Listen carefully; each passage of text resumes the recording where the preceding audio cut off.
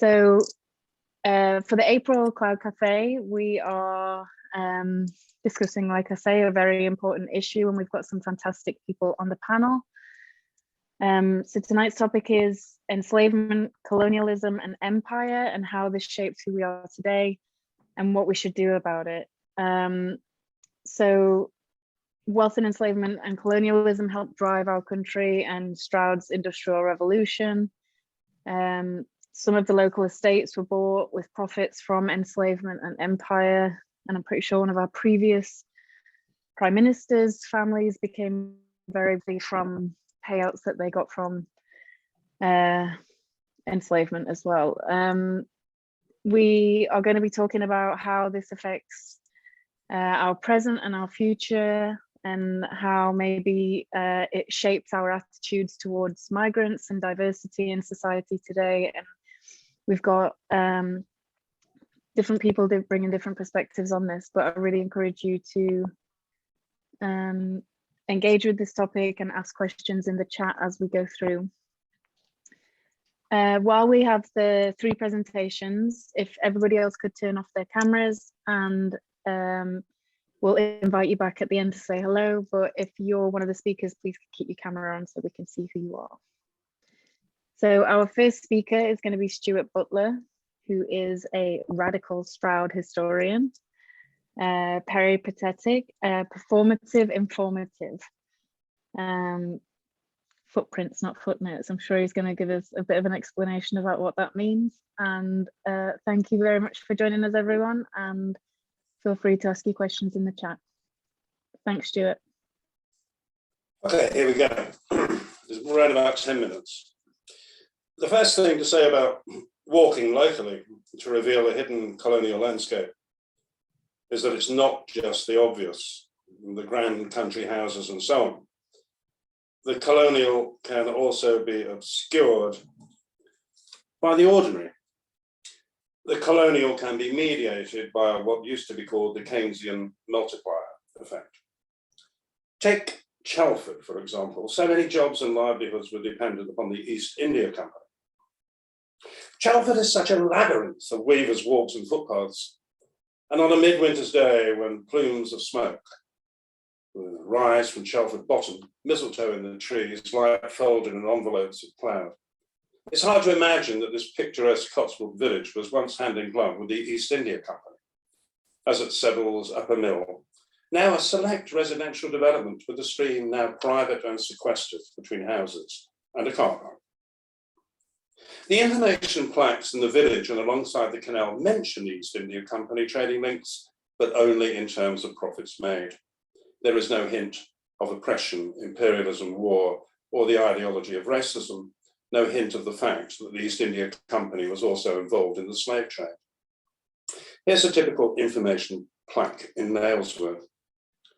It is so small and tucked away that it is hard to imagine that it was once the generation of great wealth. In the 1790s, John Remington bought it and other mills. From the profits, he added a sumptuous wing to his house up the hill at Barton End. This cloth was bought by the East India Company for sale to China. Our plaque would be different. These cottages clambering up the Cotswold hillsides. This golden valley high of water, wood and stone is derived in some degree from war, slavery, racism, opium, and imperialism. The second area I wish to look at here is revealing a hidden black presence, a presence of people of colour within Gloucestershire way before the abolition of enslavement in 1834. Here are just a few parish register entries. Bisley, 1603, John Davis Ye Black was buried. Nymsfield, 1719, Daniel, a black stranger, buried. Nymsfield, 1773, Francis London, a servant to the Right Honourable Lord Ducey, supposed to be 17 years of age, a native of Africa, was baptised. Robreth, 1778, William Jupiter, black, was buried. Stroud, 1786, Adam John Parker, Negro, 32, was buried, parish funeral.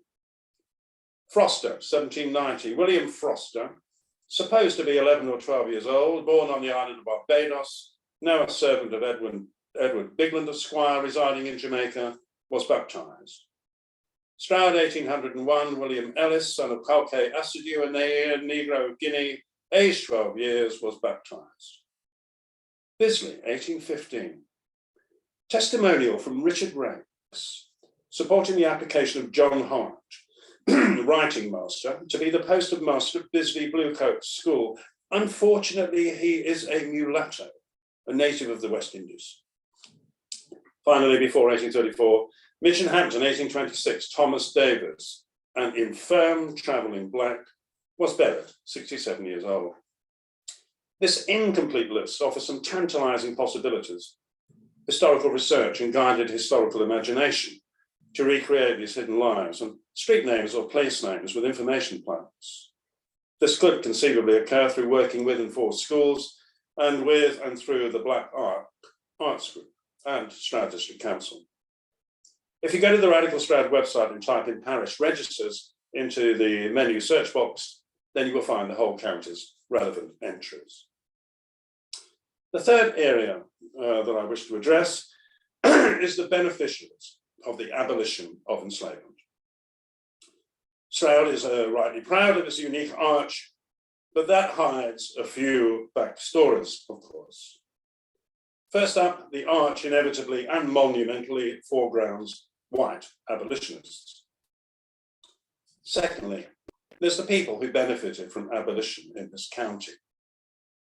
Bristol, Clifton, spa towns such as Cheltenham, the city of Gloucester, rural Gloucestershire, Bath.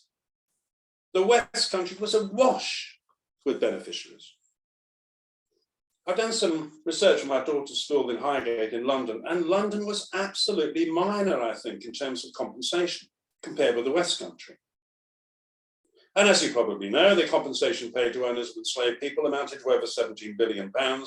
In today's values, that was over 40% of gross domestic product back in 1833. And as you know, taxpayers only stopped paying off the interest on that loan in 2015. I just want to focus on a few locals. The Reverend Oysterhand of Sheepscombe. There is a memorial in the church there praising his Christian beneficence. It doesn't mention his ownership of a slave in Jamaica. Then there's Samuel Baker up at Lippiot. His compensation helped pay for the development of Gloucester Docks and Baker's Quay. This was the hub of Gloucester's Industrial Revolution. Baker also used his ill-gotten gains to invest in the development of the railway infrastructure in the Forest Dean coalfields. And then, in terms of our landscape, the Great Western Railway from London to Bristol. They were funded to a large degree by Bristol capitalists, enriched by compensation. And so our branch line from Swindon arguably exists because of that. Research needs doing into whether Cheltenham slave owners helped pay for that branch line too. The UCL database provides that source of research.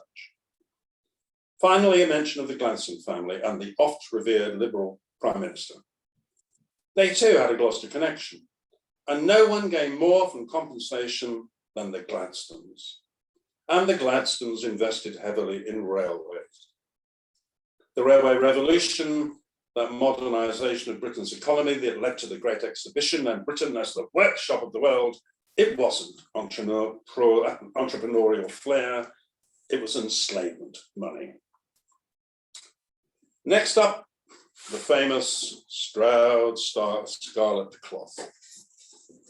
It was some 10 years ago that I challenged the seeming worship of Stroud Scarlet Cloth with a piece that I hold here. At that point, I was thinking about Stroud Scarlet's involvement in the triangular trade and whether and how much of it went from Bristol to Africa. Now, we all know the pictures of Stroud Scarlet Cloth stretched out on tenterhooks in Rodborough Fields, but we have to remember where it went. This martial and imperial country was at war for some 3/4 of the 18th and 19th centuries, 3 out of every 4 years. But the Redcoats were also part of the military infrastructure that maintained the plantocracy in the West Indies. Indeed, so intimidating a colour was that which was associated with the military, that plantation owners would deliberately wear red to intimidate the enslaved. as they made their way around the islands. Hear this from Chacker's Revolt, the story of an Atlantic trade war by Vincent Brown. Slaves generally avoided anyone wearing a red coat, like those worn by grenadiers. And as a result, some gentlemen put on a coat of that colour when they travel to deter trouble on the roads. An enslaved empire, how slavery built modern Britain, Patrick X. Scanlon shows how redcoats, Stroud Scarlet, were used to quell demonstrations after abolition, because there was no immediate freedom, of course. The enslaved thought they were free, but they weren't. Instead, the so-called apprenticeship system. Some backstory that to the abolition arch. Now the one you've been waiting for, grand country houses. The stately homes of England, how beautiful they stand, to prove the upper classes still have the upper hand. Hierarchy, aristocracy, blue blood, lineage and heritage. Grandeur, wealth, stability, beauty, power, art, culture, landscape, gardens, Arcadia, follies, the classics, aesthetics, elegance, manners, the grand tour, the Augustan age of elegance, the age of enlightenment. This is the overt heritage of the English stately home. But what of the covert heritage of some of these august piles? Plantation, sugar, tobacco, the triangular trade, enslavement, abolition, compensation, colonial office in the West Indies, from the counting house to the country house. Here followeth a list taken from Madge Dresser's English heritage publication, Slavery and the British Country House. The list starts in the north of Gloucestershire and takes an erratic line southerly down through Bristol into Somerset, with a postscript detour west beyond the Severn and the Bristol Channel. Walsworth Hall, Badgeworth Court, Quetchley House, Barrington Park, Frampton Court, Lypiat Park, Cirencester Park, Newark Park, Osworth Park, Badminton House, Dollington House, Durham Park, Cleeve Hill House, Albury Court, Pembury Great House, King Weston House, Ham Green House, Lee Court, Wraxall Court, Tiddersfield, Belmont, Wraxall House, Nash House, Cleveland Court, Charlton House, Ashton Court, Tracy Park, The Cedars near Wells, Hudson House, King Weston House, Court House, Earnshill, Coker Court, and now west over the river, Lydney Park, Tutshill House near Chepstow, Piercefield near Chepstow. And also think about Brentry House, now called Repton Hall, Bristol. Reflect on that revered landscape designer, Humphrey Repton. Reflect on the cult of the picturesque, the cult of the sublime, the romantic imagination, the fashion for the Gothic, the Shakespearean trope of this sceptred isle, the lyrical self-contained world of the stately home. Think about Goldney House in Clifton. The setting out of these elite falling gardens can be seen as forming part of the process called Georgianization. In this instance, the ideology of naturalizing the hierarchical conditions of social life and enslavement through landscape architecture. And that means we have to leave the insular world of the stately home within this sceptred isle and think about the Tempest, Prospero, Ariel, and Caliban, especially the representation of poor Caliban, for heritage, like charity, does not always begin at home. Crikey, I haven't even mentioned the Blackpool clock and statue, but that's another story for another time. And I haven't had time to speak about the need for reparations. But thanks for listening. And I have to go now to another engagement. I hope you found that fulfilling and enriching. Okay. Hi. Thank you, Stuart. Thank you so much for sharing with us. It was incredibly poetic, and I'm sure something that we'll all have to go back to. Okay, I'll deal with questions another time, and they can be emailed to me, but I have a memorial function to attend now. Okay. No problem. Thank you so much for taking the time out for us. We really appreciate that. Okay, bye-bye. Bye.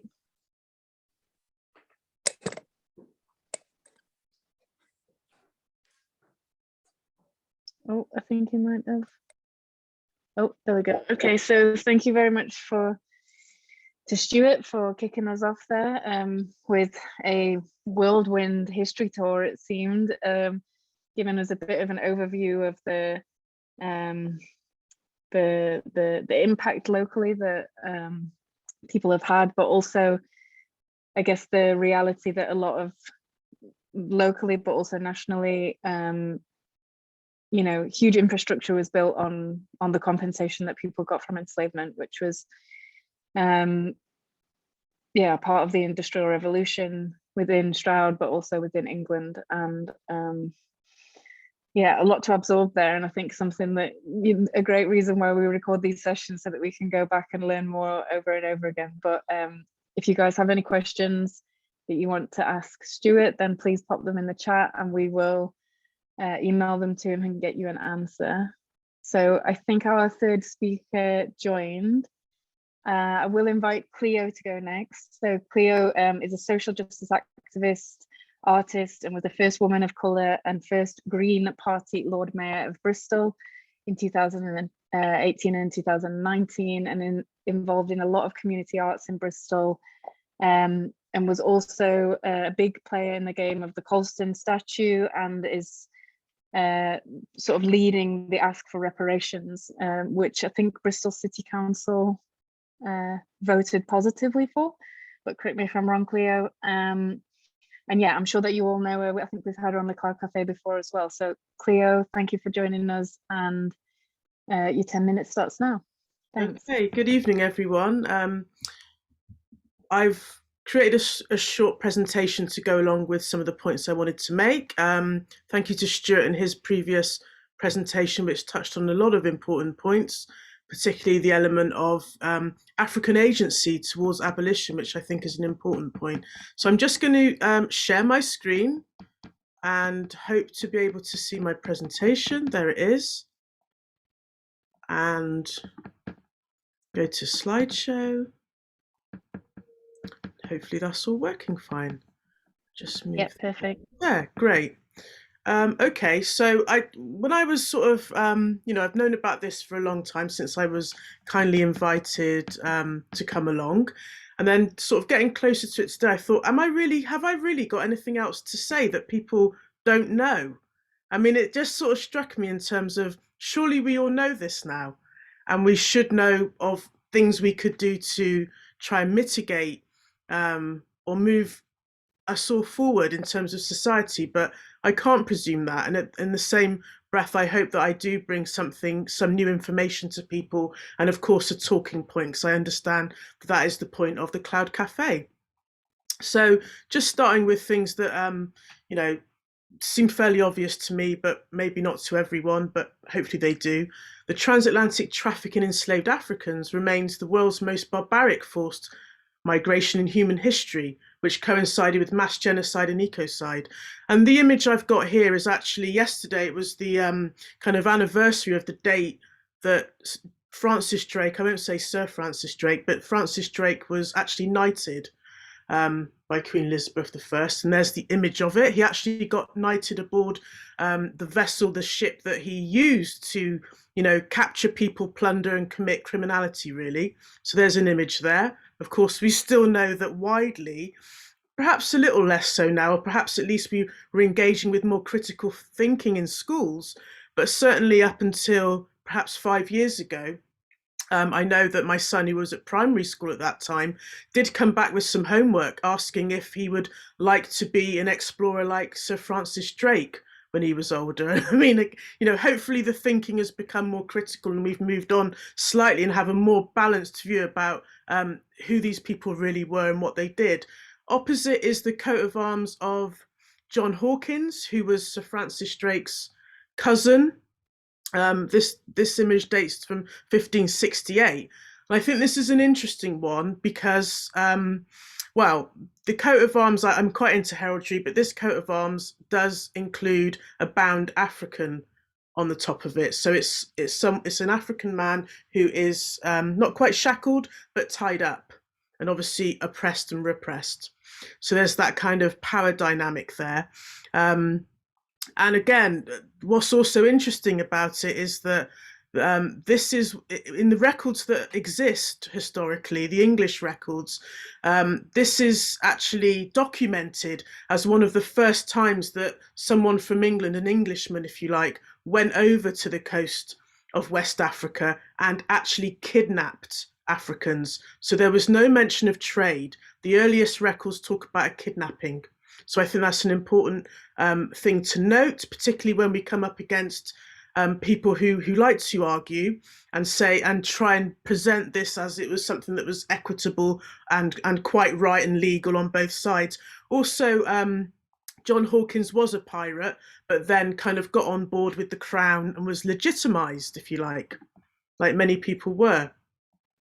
Just a note about terminology. A growing number of people of African heritage, especially campaigners, try to adopt an African-centred lens in order to add African agency instead of Eurocentric norms. For example, the term slave trade was not used, or I haven't used it, even though it's still the most widely used description of this history.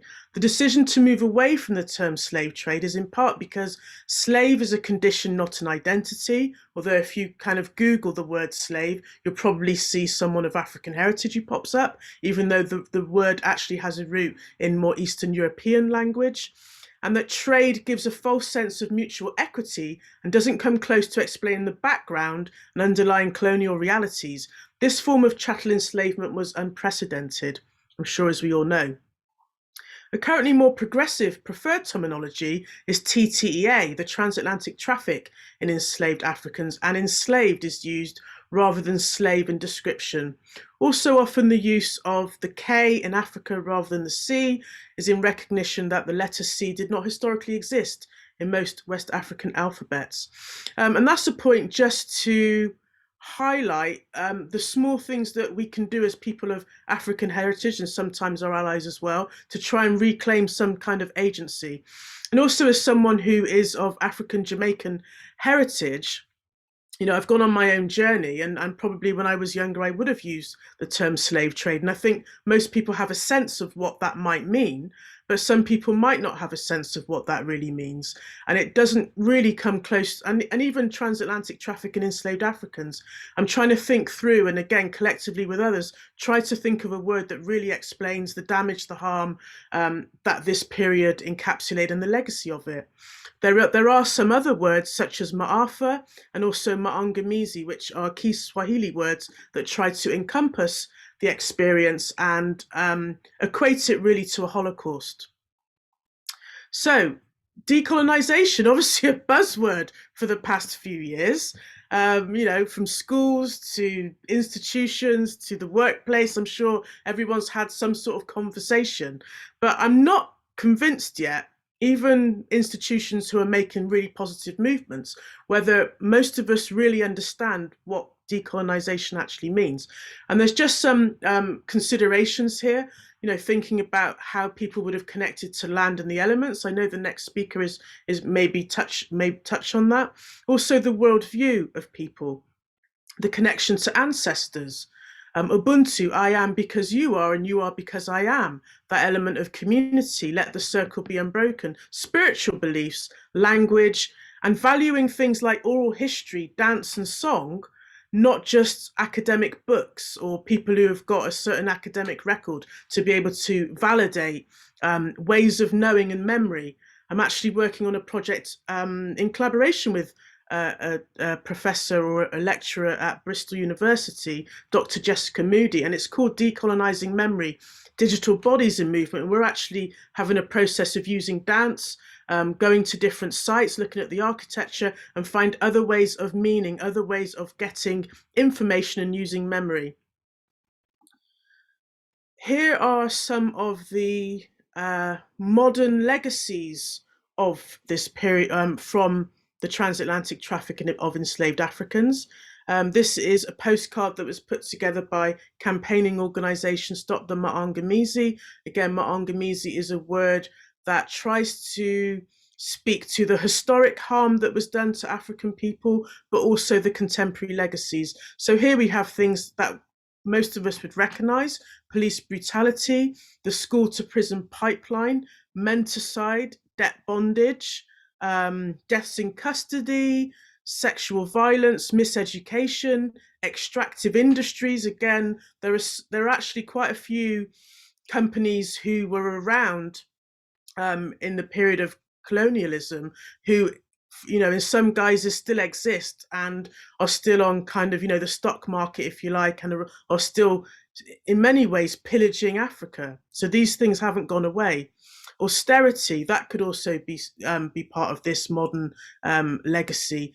And the word Afrophobia, which kind of goes beyond the concept of racism, but actually a particular fear that some people have of people of African heritage. So those are just some of the things to consider. And again, land grab is there, so perhaps that will cross over with what the next speaker is going to talk about. As it was mentioned in the introduction, I was part of a campaign group called Countering Colston. We formed around 2015. I was a former student of Colston's girls' school. Colston is probably the most famous Maangamizi criminal, we would say, but other people would say slave trader. And, there was a big campaign for many years to dismantle the public celebration of this person. And it wasn't him alone. There are several people connected to the city who are memorialized and celebrated, and were celebrated quite publicly. Having to attend Bristol Cathedral, for example, on, close to Colston's birthday annually, and wear his favourite flower and sing his favourite hymn, and all along not having a clue who this person was. So the image at the top there is me alongside members of Bristol Radical History Group and others, the early formation of Countering Colston. We went to the commemoration and handed out pamphlets, just giving a balanced view of who Colston really was, which really intrigued many of the students, actually. And many of the students actually went on to contribute to the school changing its name, which happened fairly recently. Also, many of you would have heard about the removal of Colston's portrait, which was in the Lord Mayor's parlour in City Hall. Actually was also alongside another portrait of Lord Nugent, who was also another key figure in enslavement, was someone who was an MP. Most of them were also politicians, actually, as was Colston. And Lord Nugent was instrumental in actually opening things up and enabling more of the settlements, if you like, the colonial settlements and castles, enslavement castles, to spring up on the west coast of Africa, mainly in what we now know as Ghana. Down here, a bit of local tie-in. We have artist Helen Wilson Rowe, who's Stroud based, from Bristol, but Stroud based. She's been here for a few years. We actually replaced the portrait of Lord Nugent with one of Henrietta Lacks. Henrietta Lacks, an African-American woman whose cells, after she died, her cells were used without permission, and it was discovered that actually her cells were immortal. They didn't die when they were taken from the body. And actually, many vaccines and medical interventions are based on the HeLa cell, which stands for Henrietta Lacks. So she is really the mother of modern medicine. But very few people would have known that. And we do now actually have a statue of Henrietta Lacks on one of the campuses at Bristol University, which is also a great move. Just to, I guess, big up the Green Party as well. This is something that the Green Party put out when we had the Sewell report, which was trying to dismiss institutional racism and just reiterate that institutional racism does exist. And other modern iterations, we've all heard about the Windrush Scandal, and actually many people have died as a result of it. Many people, although the government did attempt to apologise and pay compensation, many people are still trying to get compensated. Many people lost their homes, their jobs, and many people have died over this, not least from the stress alone. Another horrible, disgusting piece of news that most of us would have heard about as well. Note the story of the young schoolgirl known as Child Q. Again, the report that has come out recently did say that racism was a likely factor in what happened to that schoolgirl. It was mentioned in the introduction as well that Bristol did pass a reparations motion. It took us a little time to get there, but it happened in the end. But it's also important to say that there was a real input from Green Party members with that. Molly Scott-Cato was fairly instrumental in helping us draft that, as were campaigners from Stop the Maangamizi. And to a large extent, Stop the Maangamizi were the real drivers of this, the idea of getting reparations motions through local council as a strategy, because they weren't getting many inroads from government. So the strategy was, let's try and go through local councils. So just over a year ago, it was March the 2nd, 2021, Bristol City Council, I was a councillor at the time, so it was something that I had the ability to propose. We passed the Atonement and Reparation for Bristol's role in the transatlantic traffic in enslaved Africans. There's quite a bit of text there to read as the introduction. I will put a link to the motion in the chat, and I think it's very worthwhile, people, if they've got the time to actually read through that. There's some really good background information, context, and of course pointers and the resolutions that came out of that. Something kind of connected to the passing of that motion, but also a standalone project really. Bristol City Council does have a legacy steering group, which was set up before the statue was toppled. I think it's important that actually some things were happening before the statue toppled, but I guess it accelerated a lot of things as well. And Project Truth came out of the legacy steering group, which convenes with different partners across the city, different stakeholders, institutions, individuals, community members, to talk about what Bristol should do in terms of this history. So Project Truth stands for Telling, Restoring, Understanding Our Tapestry and History, and was a consultation with African heritage communities in Bristol on how the ramifications and legacies of Bristol's involvement in TTA should be recognised in the city. And I make mention of that because it sounds quite an obvious thing to do, doesn't it, to consult with that demographic of people, but actually it was something that had never formally been done. So what came out of there were a number of recommendations and a really good blueprint about what should happen moving forwards and some steps to how we get there. And it also encouraged participants to think long in terms of things that could be intergenerational solutions. So it wasn't about, let's think about funding an artist, or let's think about X, Y, and Z for 10 grand each, or whatever else. It was trying to think of, imagine that funds and money wasn't an issue, and imagine that we're thinking of our great, great, great, great grandchildren and having things still in place. Because I think one of the challenges has been there's never really been significant investment in African heritage communities. There are developments happening, and I do use Bristol as an example, but this can be replicated wherever we are in the UK, including Stroud. The Bristol Cathedral, who are a partner on the Legacy Steering Group, off the back of Project Truth, they wanted to consult with African heritage Christians in the city because the cathedral has a number of memorials to enslavers, and a very problematic past, really, obviously, actually, because even the church itself, the church in its broadest sense, had plantations. And, you know, we're even branding Africans with a mark of society, I think that it was, branded onto them.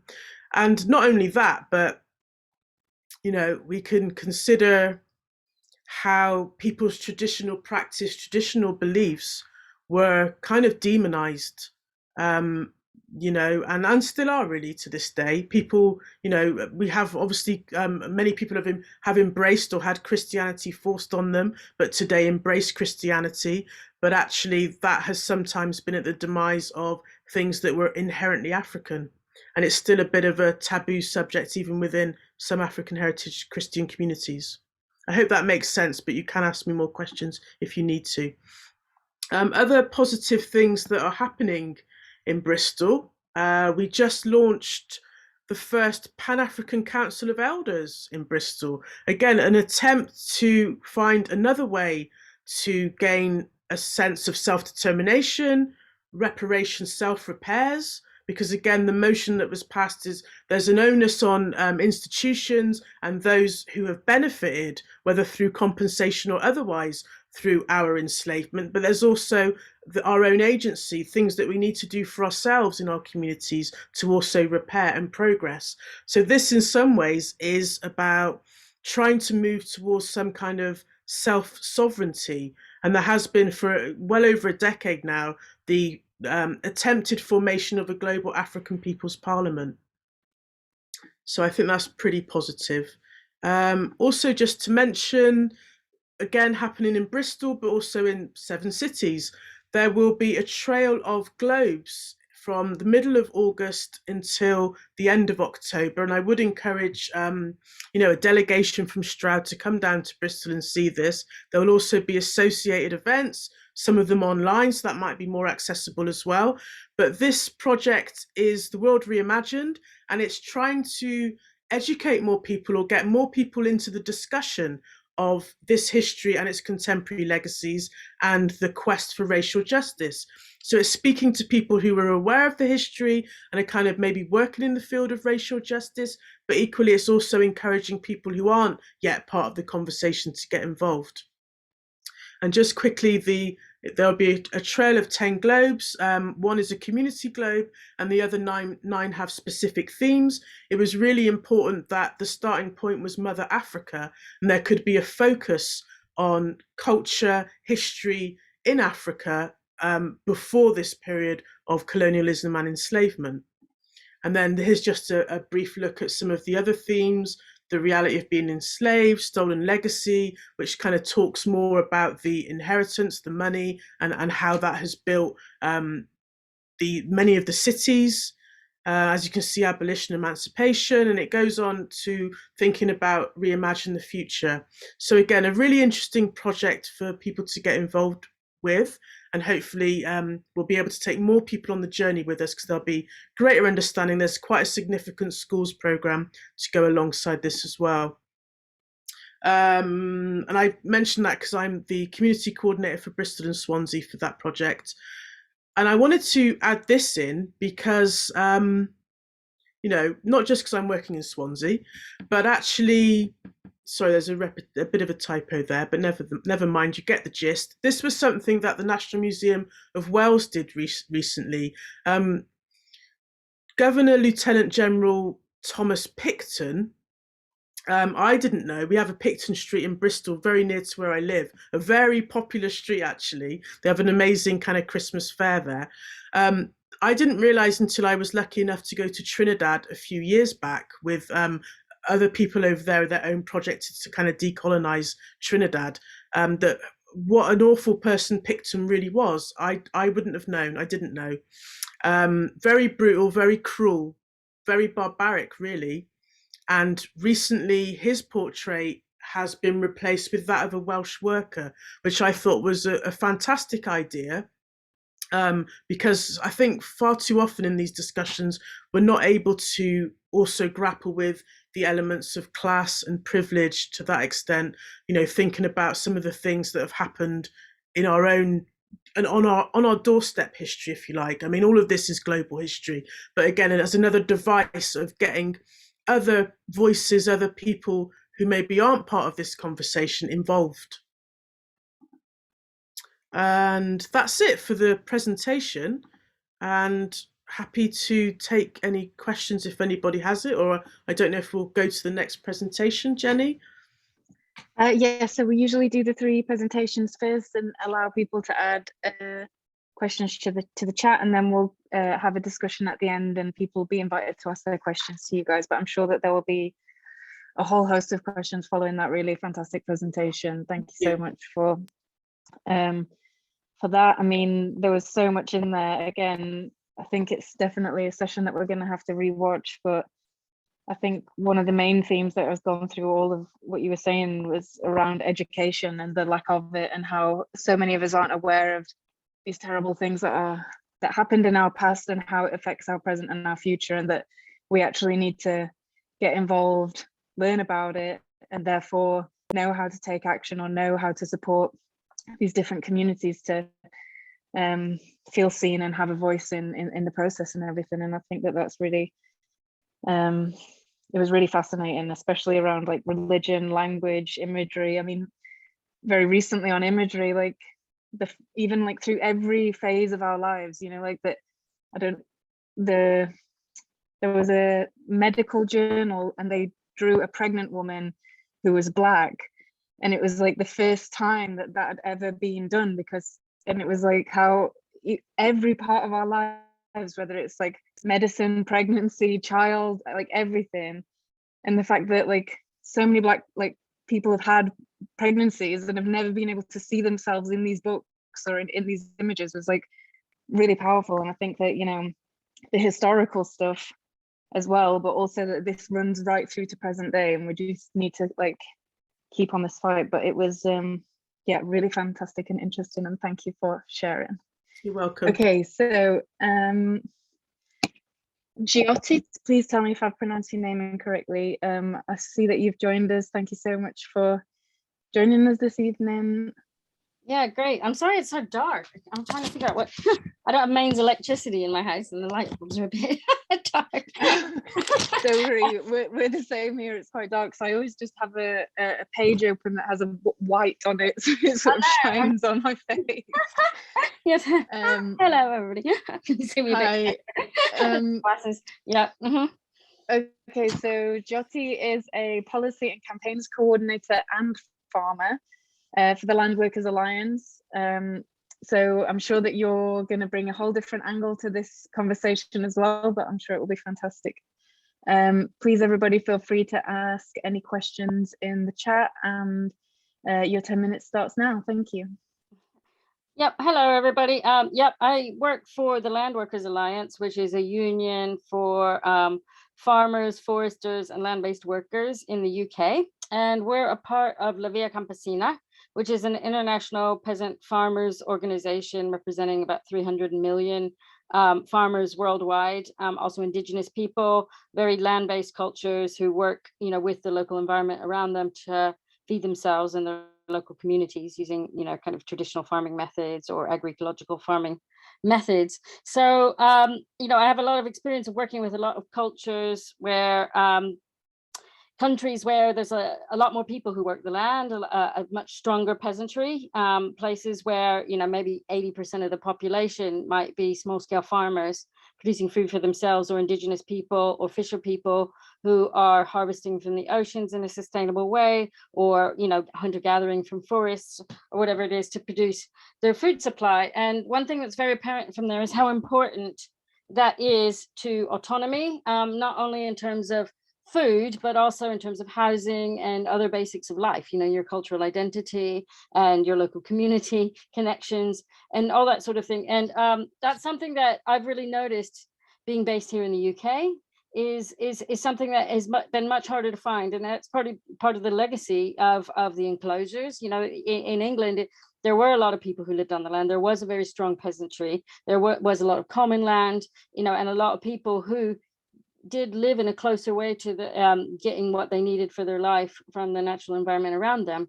And then there was the Enclosures Act, where many people were forcibly removed from the land, and, you know, a lot of those people ended up migrating to cities to work in factories, you know, and a lot of the profits that came from that land that was enclosed were then put into you know, colonialism, you know, into the East India trading companies, etc. I don't know the history in great detail because I'm not a historian, but I have really lived what that legacy is, and, you know, as a result of that, really tried to look around and say, why is what's going on here so different from many parts of the world? And that legacy of colonialism, that legacy of the enclosures, has really put us in a place where, you know, England has one of the highest concentrations of land ownership in the whole of Europe. It's very, very difficult to get access to land here. A lot of the land is owned by a few, you know, a lot of it is concentrated in you know, and owned by the aristocracy, by lords, by companies and people who benefited financially from all of the extractivism that happened through the colonial legacy. And not every bit of land is owned that way, but quite a lot of it is, and that has led to that concentration of land ownership, which makes it really difficult to get access to land, especially if you come from a place where you've been disadvantaged financially. And that might be the working classes here in England, or people who have come from the diaspora communities that, you know, have have been disadvantaged economically by the whole colonial system. You know, if you're in a disadvantaged economic place, it's very difficult to access land. And then even if you do get a hold of money, it's still difficult to access it because people hold on to it for longer. So I have a farm where we built our own house. We generate our own electricity here. We grow lots of our own food, you know, and lots of it we share with other people who also have land-based enterprises here. We got it 25 years ago. But it was really a struggle to find it. My husband and I, him from a working class background, he's British. My family is from, well, India on one side and Italy on the other side. You know, we're not rich. We were, you know, from a very economically disadvantaged background. We had no savings, we had no inheritance, we weren't given any land, and trying, you know, but we had a real desire to try and be able to provide for our own housing, so we didn't get into the rent trap. And I think that's another sort of legacy of the whole, you know, colonial system, is that actually housing is a really difficult situation for so many people. And you know, when we were looking around for land, you know, it was really apparent that, you know, my father had come from India, and there was this kind of legacy that I held in my head, that, you know, he came from India, which was a colony. You know, it was under British rule for 190 years, you know, 190-year occupation of that country. The entire time, you know, people were you know, resources were extracted from them. People were, you know, used as slaves. People were growing lots of crops that were, you know, sold for almost nothing to, you know, the trading companies that were trading them across the globe. You know, there was all sorts of things that went on, and the taxation system that happened by the British there, you know, they've calculated if Britain were to repay those taxes to India in reparations, they would have 3 trillion, you know, back to India in reparations. You know, it was that much money and resource that was extracted from India. And the diaspora community, quite a lot of them came over here, but when they came over, they were in a position where they were very economically disadvantaged, plus facing lots of racism when they came here. And accessing land is one of the, you know, last things that happened. You know, there are very few people from the Indian diaspora community who own land or work land here in the UK, and that situation really hasn't changed very much. You know, there's a handful of people I could name, you know, that from the Indian diaspora community who have actually managed to start farms or get back involved. And there's so many other diaspora communities because Britain had colonies all over the world. You know, there's so many people where there is a real cultural link, and lots of people migrated here because of that link, because of the colonial link, who still have never been able to scrape back any resource from the disadvantaged economic position that we're put in, and have always had to fight against racism and being in a position of real weakness within that system. And so being out here in the countryside now, there's definitely some things I noticed that kind of perpetuate this system of the concentration of land ownership. One is that the subsidy system that exists is, you know, it is kind of helping hold that system in place, because people that own land, you know, the benefit, it's distributed on the basis of how much land you own. There's, you know, a whole system now that's being like revamping the subsidy system that has been basically paying people to keep that land ownership. You know, there's no reason for people to sell it because they can keep getting the subsidy. You know, but then again, when I look at what's happening with that, you know, it's still, you know, you can deliver a lot more ecosystem services if you own larger bits of land, and there's no rules being put into place to limit the amount of subsidy or ecosystem service payments or agro-environment payments you can claim. You know, there's nothing that's kind of saying, well, there's a cap on those payments, or, you know, trying to control that concentration of land ownership, or even to stop corporations or companies or wealthy individuals investing in even more land in order to claim those payments or to rewild areas, or whatever it is. And this is kind of reinforced by the fact that it's easier for people that are in a strong economic position to run for political office. And so you have a lot of landowners, you have a lot of people that are quite wealthy that are politicians, and they make the laws. And so, you know, they're not going to dismantle a system that is actually kind of perpetuating, you know, that concentration of land ownership. There's one example here in West Dorset, or in Dorset. He's not the West Dorset MP, I think he's East Dorset MP, of Richard Drax, who's an MP, and on the land that their family owns, and his family had been compensated for when slavery was abolished, and they got a lot of land, and that land still gets £600,000 a year in subsidy, and he's an MP, and he's making the policy, and so and that's really been like something that we were thinking about protesting against as well. That family still owns the plantations in Barbados, which were some of the cruelest ones in the West Indies, apparently. And the people of Barbados have actually asked people in England to try and help them claim reparations on those estates, still from the Drax family. So that kind of situation still happens. You still get the royal family getting huge amounts of subsidy. The Queen gets over £1 million a year for owning land. So there's nothing really actively breaking up this concentration of land ownership. I wanted to try myself from our farm bid for some land that's owned by Lord Hood of Loaders. It's like 300 acres below my farm, and I could hardly get a hold of the guy because he lives way somewhere else. We kept writing going, we want to run it as an agroecological community farm, we want the lease on it. And when the estate agent put it out for tender, it was on a less than a year lease, because of course if it's on a less than a year lease, you can't claim the subsidy on it as the tenant farmer. So how are we going to think ahead? How are we going to use this land for the common good? How are we going to get it into ownership? The people can still keep claiming subsidies and for land that they inherited through some historical system that just handed them land. And these people, a lot of them are really great, and they do really, really good things with land. It's not the individuals themselves, it's just a system that hasn't worked. And really there needs to be some way that we can actually get reparations on that land, where that land can actually be taken back and redistributed in a fair and equitable way for the public good, and especially to people of color and people who the historical legacy has actually disenfranchised them of land. I also want to think about housing and how this relates to housing, because there's a real lack of housing for rural workers in the countryside, and a lot of this is due to people that have large estates or second homes. There's this whole trend now for people to invest in Airbnbs and very beautiful villages, and that's really making it very difficult for people to access housing. And if you can't access housing, you can't even get a job in the countryside doing land-based work, and so it does feed into it, and the planning system keeps the countryside really super beautiful, and that and it's an amazing countryside that I'm so proud of, but of being able to live in. But on the other hand, that planning system does reinforce the fact that if you are low income, you can't just build a house in the countryside easily, or put a caravan on property, or whatever it is, to have that low income housing in association with being able to work the land, or just for the need to have affordable housing.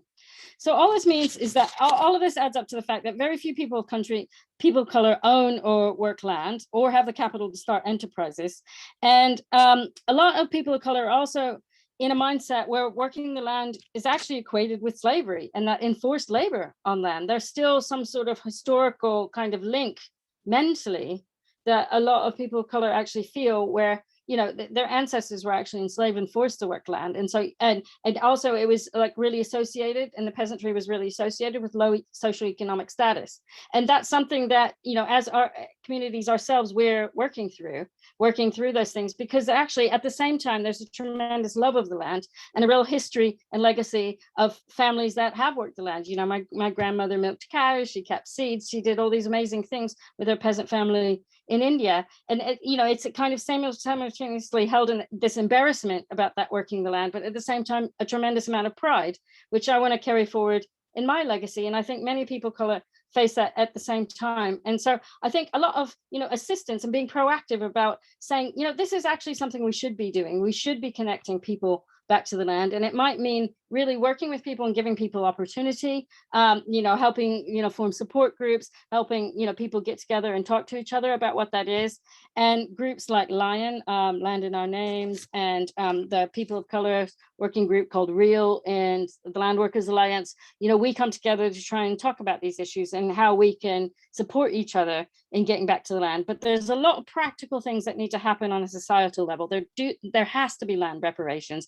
Somehow land needs to be be given back, not just inviting somebody to come and live on your big estate. It needs to be actually given back, an active effort to get land back to disenfranchised communities. There needs to be grants and scholarships for training. There needs to be startup capital packages where you can get all the equipment and animals and livestock and fencing or seeds or polytunnels or whatever it is you need to be able to get back onto the land, because a lot of the times people won't be in an economic position where they've inherited the wealth that they can invest in those things, or they won't be inheriting a farm actively. You know, all these things, you just have to be proactive. It doesn't just happen by like nobody stopping you. You know, some people says, well, nobody's stopping them from getting land. Well, actually, the system is stacked against it, and that needs to be actively solved so that we can get people back onto the land, you know, with the tremendous love and skills that people of color can offer, you know, to the land, this beautiful, diverse land that England is.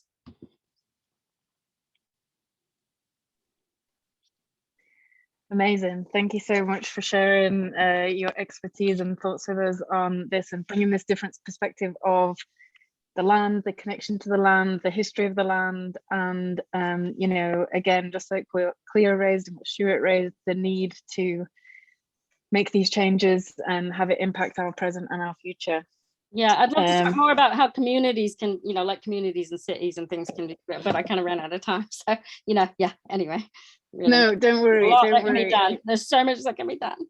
Yeah, absolutely. And, you know, if you have any links or any advice to share with us, then please do. And I'm sure that some questions will come up where you can talk about the bits that you had to miss out. So don't worry. And thank you again. And I think, I mean, the last bit that you talked about and all of these things that we've been talking about this evening is that, like Cleo said in that Green Party post, institutional racism does exist. It exists today and it has existed probably since the beginning of history, and that we need to address it. And this is why we need more people of colour in power as politicians, community organisers, same with allies, and get these things changed. I mean, I know you talked about land ownership, landlords, MPs, half of them are, you know, half of our MPs are landlords, and so that is why the renters market is abysmal, and that is why land ownership is abysmal. But yeah, living with the legacy of colonialism, this is what people of colour are facing, and we definitely have a lot that we need to do. Okay, so if so Stuart's gone, but Cleo, if you could turn your camera back on, I'm going to run quickly through the chat and see if we've got any questions. And if anybody in the audience has a question that they would like to ask, please just raise your hand and I will bring you in as well. So there's been a lot of chat going on as well, so I like to. Okay, Molly, you ask a question while I scroll through the chat. Thank you. No, I only just put my hand up. You mustn't call me first. Hi, Cleo. Hi, Jyoti. It's really nice to see you both. I must say I enjoyed all the talk so much. It's really got me fired up. I felt like sort of going out there and occupying some land and, you know, doing some of that great work you're doing in Bristol, Cleo. Anyway, I wrote something down. I'm just going to have to find it on my phone. Yeah, thank you for giving me a name check, Cleo. I must say it was a real honour to work on that motion, and I was so pleased when it finally went through, although I think there was a bit of politicking from Labour as usual, but anyway. It was interesting listening to Stuart, I think, because we're all so proud of Stroud, and it's really uncomfortable actually to hear like the Stroud Scala and actually what that meant to enslaved people.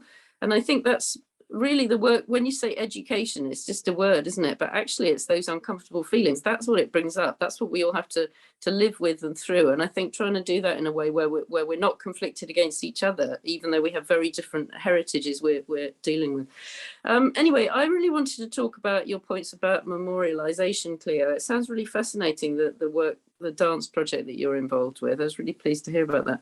But one of the things that I'm interested in is objects and reclaiming objects. I think maybe that's a place we could go next, because of course museums have all sorts of objects kept from this time, and also museums in general. I mean, there's some history in Bristol, isn't there, where there was a museum that had some artifacts and then there was some kind of scandal or something. Could we hear a bit more about that? And also we've got a very nice museum here, which I don't think does much with this type of history, and maybe we could in Stroud start to develop that. And also I think it's something where we could go around the country with motions.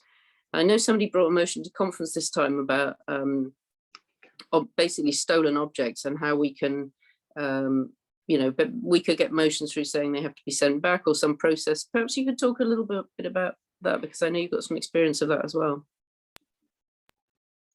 Thanks, Molly. Cleo, if you want to come in. Thanks. Yeah, I think what you're referring to is the Commonwealth Museum that was in Bristol for a short period of time. It was a commercial venture, I believe, rather than being Bristol City Council led.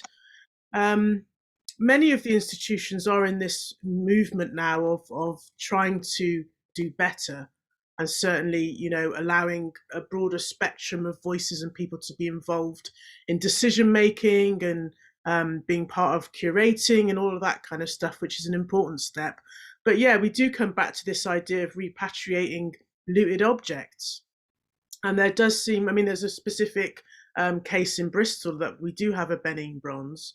And we know there are several others in private collections and around the country.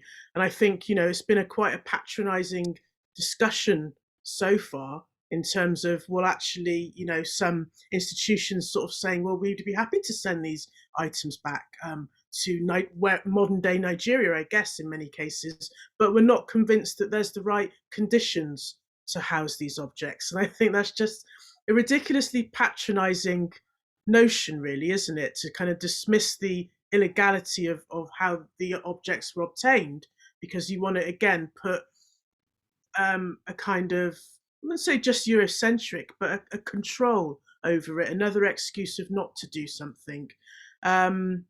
So yeah, I think also maybe the resistance, we probably are seeing cases where things have been repatriated, and certainly we are, the discussion does seem to be moving forward, but I think maybe there's a fear there because, you know, once objects are returned, then it perhaps opens up the bigger questions of other things that were taken, and the uncomfortable situation of the reality of our most powerful institutions, i.e. The Crown, the royal family, and their role in global history, and how we're going to mitigate, if we ever can, if we ever do, that reality. This is why I quite like it as an idea, because I think if all the councils, you know, you put a motion to the council saying you should repatriate looted objects, it feels a bit challenging but fairly innocuous. But like you say, once you've done that, it really does open up a lot of other questions. So I think we should try and write a motion like that, you know, like with the reparations motion, because in a way, a lot of people said, oh, well, you know, you can see in Bristol, you can see in Lambeth and so on, people pass that motion, but everybody has looted objects in their museum. There's no denying it. So in a way, it can sort of a bit like that database that shows everybody who got reparations money. Yeah. You know, this touches everybody. So I think it's quite a good way in to force everybody to address these questions. And it's very tangible, isn't it? Yeah, It's exactly. tangible. Thank you, Cleo. Thank you, Jyoti. It's really nice to see you both. Thanks for joining us. Thanks for your question, Molly. And okay, so I think there's two people that would like to come in and talk about the lion work and also museum in the park. So I'm going to bring them in first, and then we've got some questions around the 3 trillion pounds that Jyoti mentioned, and also land tax. So I'll bring in Dee Woods first, if that's all right. If you're there, Dee, please turn your camera on. And yeah, I'm here. Good evening, everyone. Brilliant presentations. And I work with Jyoti in the Land Workers Alliance and was responsible for setting up REAL, which stands for Racial Equity, Abolition and Liberation. You know, to provide a space for land workers who are African heritage and people of color. I am also part of the collective Land in Our Names, and Land in Our Names is a Black-led people of color collective that is seeking land through reparative justice. And we're not just interested in money or just getting land back, it is also about the other aspects of reparations. So looking at healing, looking at the reconnection to land, looking at the reclamation of knowledge that we've lost, the reclamation of food and seeds that we've lost because of the transatlantic trafficking and extraction from, you know, our countries in Africa, in Asia, and around the world. So that's the work that Lion does. Thank you so much, Dee. And I think the link is already in the chat, so I recommend people go and take a look at that work as well. Okay, I will just quickly bring in Kevin Ward from the Museum in the Park, I guess following Molly's museum question, and then we will go back to questions. Kevin, would you like to say something? Yeah, good evening, everyone. Yeah, I wasn't planning to say anything this evening. It's just been absolutely absorbing and really, really interesting. I'm not sure I'd agree with Molly's statement that every museum must have looted objects. I don't think that's true. For the museum park collection, the museum only formed in 1900. So that's not to say that we don't have objects in the collection that may have been looted previously and then were donated. But that's a journey that all museums have to go through in terms of understanding their collections.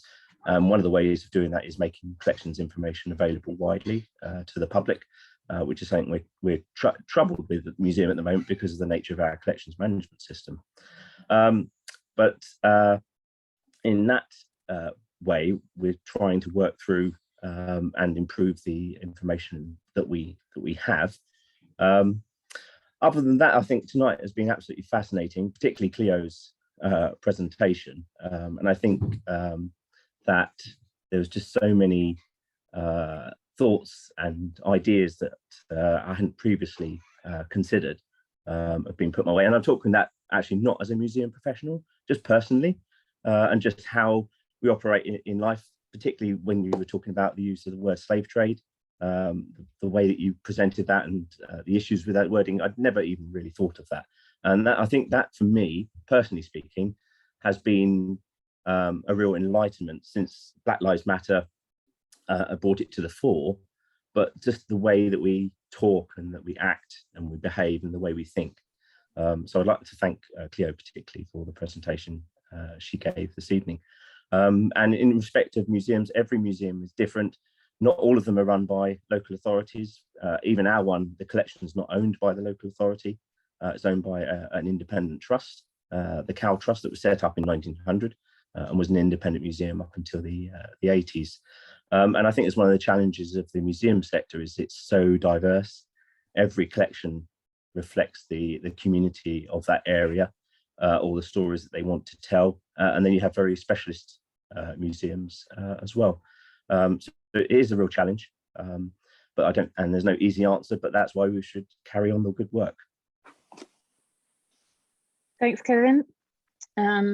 Absolutely agree. I think this is all, you know, everybody's on a journey, but I think having these conversations and recognizing that we don't know everything and that we need to keep learning is absolutely vital. Okay, so I think I've got a question from Martin to Jyoti, which is around would land tax make a difference? Oh, sorry, Martin, you come in, ask it. Thank you, Jenny, and thank you to the wonderful speakers, really great. I just wanted to thank also, sorry, Kevin, for putting you on the spot, because I think it was really nice to just think, and I know that our own museum is looking at these issues. I just wanted to raise one issue before asking about the land tax, or to lead into the land tax. Having gone for a walk in Bathurst Estate, which is the massive estate based between Cirencester and Chalford, you know, we looked at how did they get their land, and they bought their land, but they bought their land because the person who bought it was both governor of the East India Company and governor of two slave islands in the West Indies. So that's where the money came from. If you go for a walk today along the footpath there, they tell you what wonderful environmental work they're doing, but then there's signs up saying no picnicking, as if with this stolen land, they won't even let the local population picnic there. I mean, it's unbelievable. And at the same time, a lot of the farmland around is owned by the estate, and they're selling it off to executive homes and making a fortune. So it's all still happening today. So I just wondered, I mean, we do need land reparation in this country, but I wondered, you know, the Green Party policies around land tax, but is that enough? Would that help? And, you know, that's to Jyoti, but to others as well. So just that's a question. Thanks, Martin. Jyoti, if you want to come in on that first, and then Cleo, if you've got anything to add, then please do. Yeah, I have to say I'm not an expert on land value tax, but from what I've read about it, if it was actually, you know, sort of putting a tax on the land to try and break it up a little bit, then it would be very helpful. Anything that tries to limit that concentration of land ownership, yeah, really would be. And then if there was, you know, really, really low rates for people on small holdings so that they didn't have to pay an extra tax, you know, that would be great. Yeah, what I've just got back from Brazil, where I was working with the Movimento Sem Terra, which is the landless people's movement there. And one thing that was really interesting to me, a different bit of legislation from the land value tax, but it, you know, something that they have in their Brazilian constitution that helps the landless people's movement actually claim land, is something that says that if land is underutilized for the common good, it can be reclaimed, and you can actually apply for a title to be able to use that land. And so the landless people's movement gathers people, I mean, it's incredible, 1,000 families at a time to go and occupy land that they feel is underutilized for the common good. So that this might be intensive monocultural farms, you know, huge haciendas full of, you know, beef by absent like kind of landlords, you know, and like eucalyptus plantations and, you know, monocultures sometimes, where they actually rip up those crops and then they go and settle themselves and set up agri-villages. So yeah, you know, each family gets 10 hectares, and then they have these amazing cooperatives that collect the produce from there, and then they sell it and distribute and market it. And we may actually start importing some of their products through solidarity trade. But it's really interesting that the basis of that comes from the Brazilian constitution, which is still actually in effect, even with crazy Bolsonaro in power, which means that they can claim underutilized land for the common good. You know, something like that might be quite useful to think about. Anyway, yeah. And then there was this question about the figure of the 3 trillion. Should I answer that quickly, or should I? Yeah, feel free, go on. It's fine if you've seen it in the chat, that would be great. Yeah, so I mean, what I thought like a modern iteration of that could really look like, and it's something that across the global South and Olivia Campesina and different other movements of disenfranchised countries are calling for is a development budgets that are actually based on reparations for the loss and damages that the countries have faced. And at the climate change talks in COP26, this was actually quite a big topic there, you know, saying that so many countries are actually going to suffer from the deep impacts of climate change, which are actually caused by the industrialized countries. And, you know, they've actually put together a package of loss and damages that they were asking countries to contribute to try and help countries to adapt to climate change. And that's just one aspect of the many, many things that actually development budgets should be paying reparations towards. And, you know, really, like at some point, countries are going to have to face up to the responsibilities, you know, for the loss and damages caused by the economic extractive systems that have been set up and which are still in place. And actually dismantling those extractive economic neocolonialist systems is a really important modern day step we can take. You know, a lot of trade takes place with corporations using big monocultures of land to grow luxury products, which are then exported, and people profit from that, where the people who work on those, the agricultural migrant workers, not just migrant workers, but the agricultural workers are really exploited in those countries. And then the land is not available for local communities to use for their own food needs. And that is an extractive neocolonial system that's still in place. And, you know, those top players still benefit economically from that extractive system that's in place. So taking some active steps to kind of dismantle that, get land back to communities. You know, if we do trade, then we do it directly with the communities where the profits are fairly shared, you know, and that it respects people's food sovereignty. And then thinking about how we start contributing to loss and damage packages across the board would be a good way to start.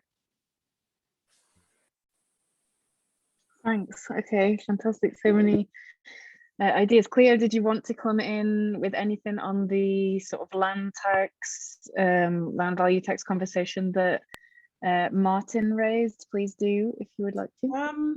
Well, I think Molly's the economist, and maybe she'll have a view on this and probably be able to contribute something. I know she's come off of mute, but I think, yeah, just on a general level, it just seems completely absurd, doesn't it? How very few people, it could be a family, it could be one or two individuals who sort of have these grand estates on acres and acres of land. And I often think to myself, just imagine coming from another planet and just looking down and getting a sense of what on earth we're doing on earth. And it just seems so bizarre and far-fetched, but I do feel there's hope.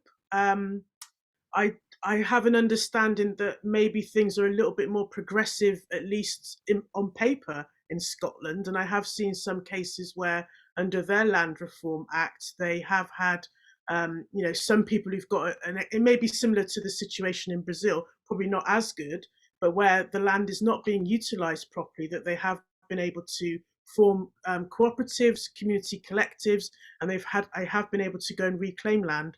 So I think that's a positive move. And I do feel as well, you know, with groups like Lion out there, and the movement of reparations, and actually people who have got a lot of inherited privilege and wealth, there are people in that position who do want to see change, who are willing to share. So I think it'll just take one or two, well, not one or two, but that kind of wave of movement as well, and collaboration. And I think we will start to see more equitable relationships. So I'm quite hopeful for the future. But in terms of the land tax, let's hand it over to Molly.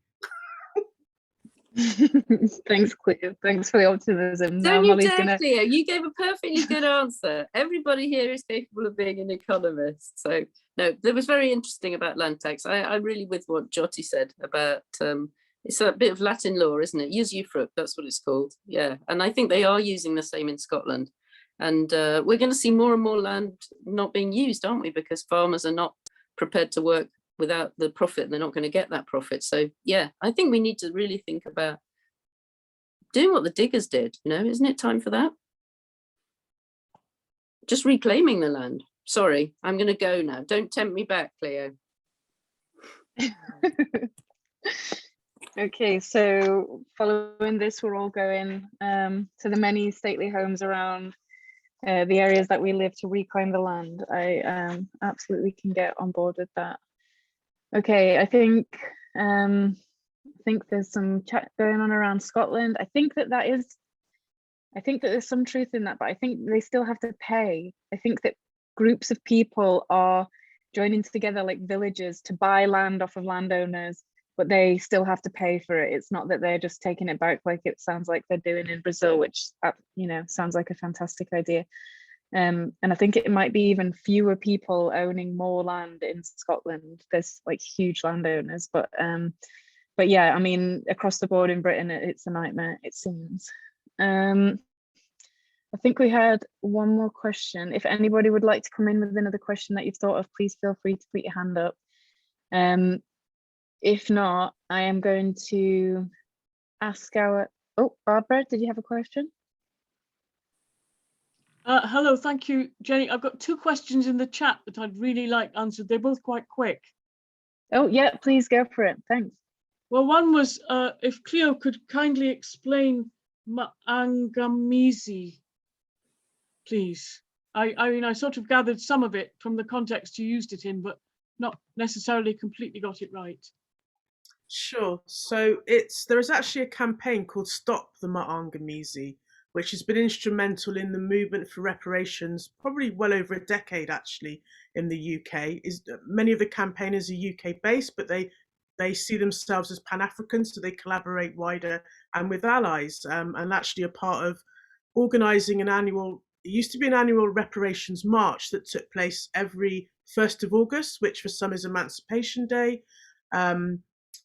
but also Maangamizi is a Kiswahili term, so found more kind of in East Africa, but wider than that as well. Someone has just put in the chat, stop the Maangamizi as a campaign. And the term tries to, again, some of these things are hard to directly translate into the English. And again, that's some of the things that we've lost, that actually our concepts, our way of seeing the world, how we think has been shaped by language. So this is an attempt to reclaim that. And it's about thinking about the history of the damage of colonialism and enslavement, but not just seeing it rooted in the past, but seeing the modern manifestation of that. So stop the Maangamizi means, yes, we need to talk about reparations. Yes, we need to look and heal from the past. But the first thing is to stop the harm that still happens today. So I hope that answers your question, Barbara. And if you do go in the chat, you can click on the link for the Stop the Maangamizi website, and they may give a fuller explanation of the word there. Thank you very much. And my second question was also for you, Cleo, which was, you mentioned a big project which had 9 themes, but I didn't get the name of the project. Okay, that's fine. I did post the link to the website in the chat, but I'll post it again because that's a little way back now. But the project is called The World Reimagined. And it was founded by an actress called Michelle Gale. For anyone here who used to watch EastEnders, it was Hattie on EastEnders, who was one of the first, or the first, Black family, African heritage family on EastEnders. She's an actress, a singer, and someone called Dennis Marcus, who is half German, half South African, and whose grandfather was Nelson Mandela's accountant. So those two had met up and discussed about how Britain doesn't seem to, has many gaps in its knowledge and understanding of history, particularly in terms of enslavement and the British story, how we are and why we are where we are.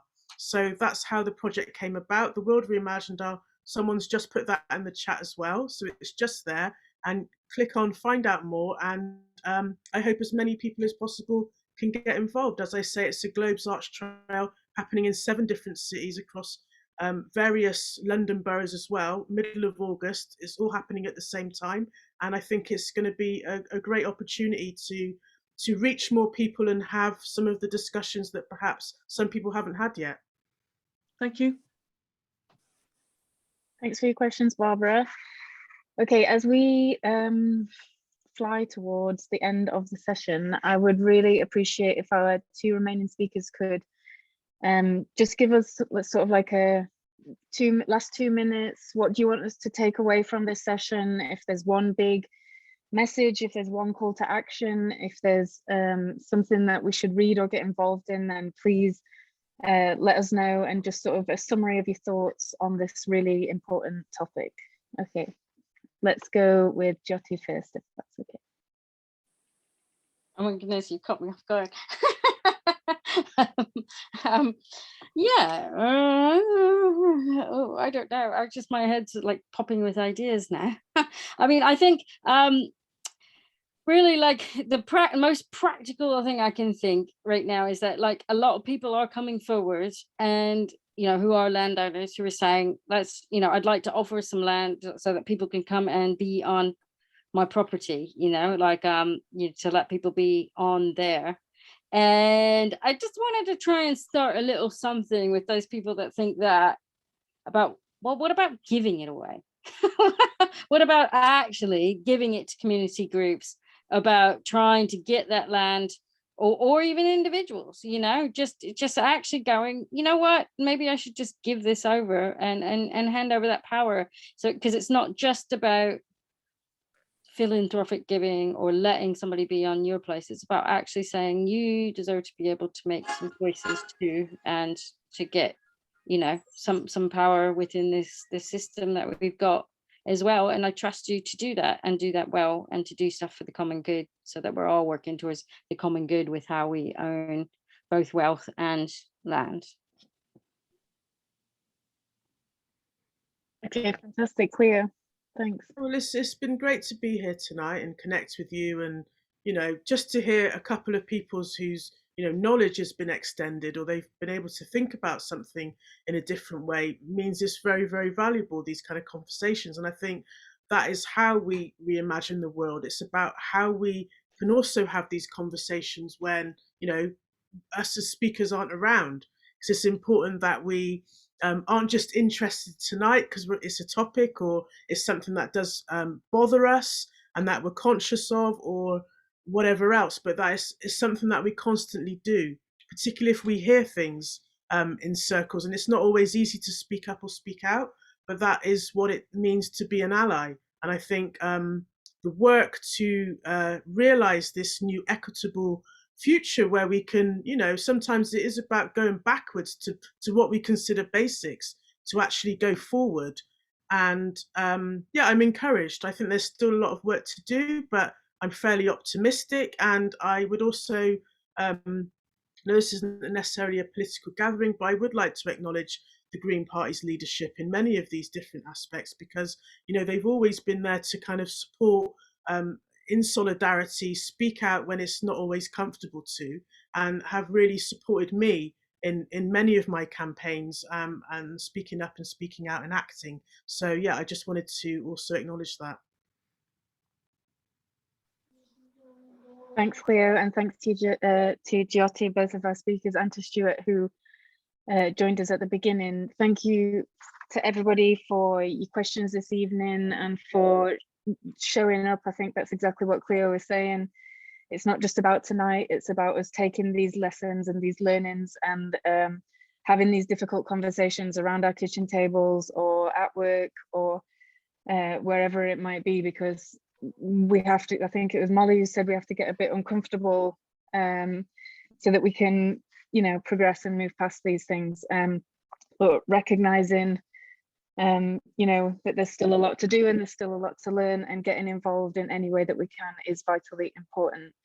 I think there's been a whole host of links that have been shared in the chat that have got, you know, lots of interesting information and useful reads to learn more on this subject. If anyone has any questions that they think of after the session's finished, then please just send them in and we will send them on to our speakers, because I think this is a topic that there's been a lot to take in tonight. There's a lot of information, and we've had some really expert speakers that have shared a whole host of things, you know, like locally, nationally, regionally. There's a lot going on, and globally as well. So thank you for showing up, as always, to the Cloud Cafes. We really appreciate you taking the time. Likewise to our speakers, thanks for preparing and coming and teaching us. I think, you know, we're very grateful for that. We're very, very grateful for that. So if everyone wants to turn their cameras back on and show us your wonderful smiling faces, that would be fantastic. Yeah, It's totally lovely to see echoing the you. thanks to the Green Party as well, definitely. 100%, and all the people who organize this. Elizabeth, I'm sure you're hiding somewhere in my million of smiling faces now, but these are so important, these conversations, and I feel very privileged to be a part of it. And all the people who organize it and who know all these wonderful people who come and speak to us and help us learn, we so appreciate it. So thank you so much for joining us in April. Hope to see you in May and for the rest of all sessions, and have a lovely rest of your evening. And I hope the hail stops in the UK at some point and you guys get some sunshine. We'll hopefully see you in the summer. All right, thank you so much, everyone. Have a good evening.